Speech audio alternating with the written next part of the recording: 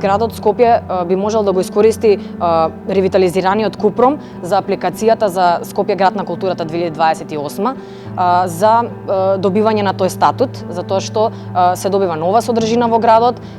се развива културата на сосема друго ниво и навистина се добива на значење и на квалитет и на можност да се добие таа титула за таа година.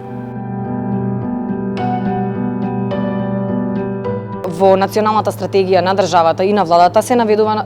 дека постои момент, односно голем сегмент каде што има една цел, тоа е во Скопје да се изгради нов студентски град. Сега, тоа иде заедно со нашата идеја, со тоа што ние пропагираме заштита на еден објект и пренамена во студентски град, а не повторно градење и узурпирање на слободните градски простори кои што може да се искористат за зеленило или други намени.